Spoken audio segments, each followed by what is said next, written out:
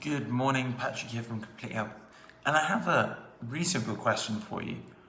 Would you ever take the wiring off of your electrical wires in your house? Would you ever take that rubber off the outside, the insulation that goes around your electric wires in your house? Would you ever remove it?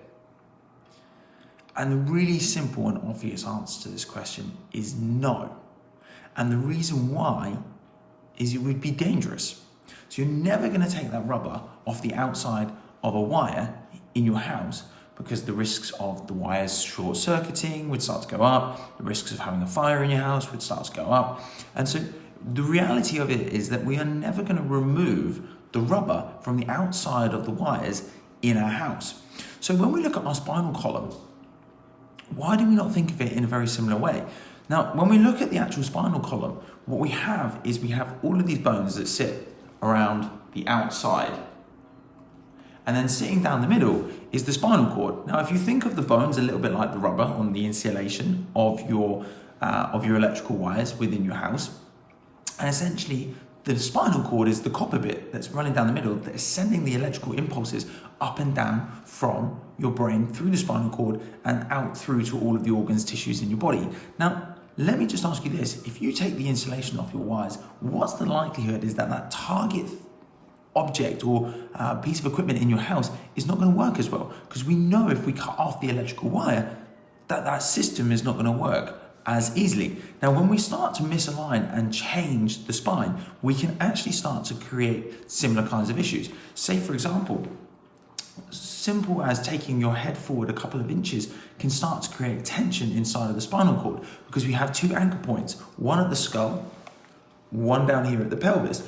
And if we move something like this, what's going to start to happen is that spinal cord is going to start to stretch down the middle, and that can start to create tension in the spinal cord and actually start to change the way that it communicates up and down the spinal system. So what do we do about it?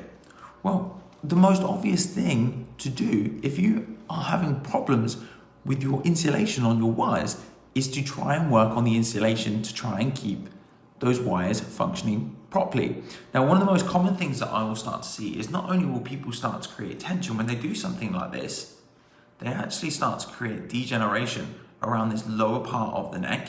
And by creating degeneration in the lower part of the neck, not only do we actually start to affect the spinal cord by stretching what we've already done here, we're then going to start affecting the nerves as they start exiting from the side of the spine. So all of a sudden, those electrical wires in your house, e.g. the nerves in your body, are not going to be able to turn the appliances on, e.g.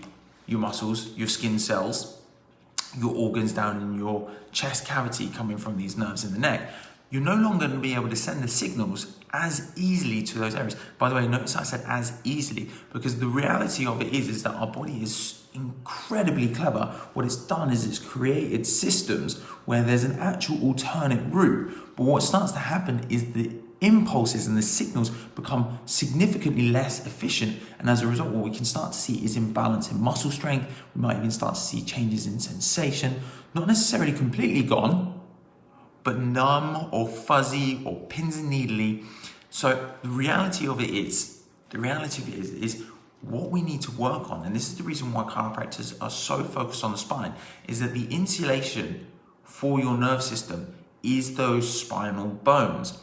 And if we can start to work on those spinal bones and actually help improve the way that the brain sends signals up and down the spinal cord, then we can start to improve the way that someone's body starts to function. And by helping someone's body start to function better, that's typically when we start to see that healing process start to take place. If someone's body is moving, it's aligned better, and it comes into something we call a state of ease, which basically just means that the tension is taken out of the system, the stress is taken out of the system, the insulation system starts to work better, e.g. the spinal bones, then those nerves can start to send those signals better. And as a result, what we start to see is those people start to see improvements in their health. It's really, really simple. Like I say, don't take the rubber off your electric wires in your house because you'll see it burn down. Let's not play around with the bones. Let's try and keep these as well aligned as we would, because like I say, these are like the insulation of the wire inside of your walls in your house, and if you start to play around with that, then we're going to start to see trouble. So let's not make trouble in your body. Let's see if we can actually get that sorted out for you. Patrick here from Complete Health, and I'll speak to you guys again tomorrow.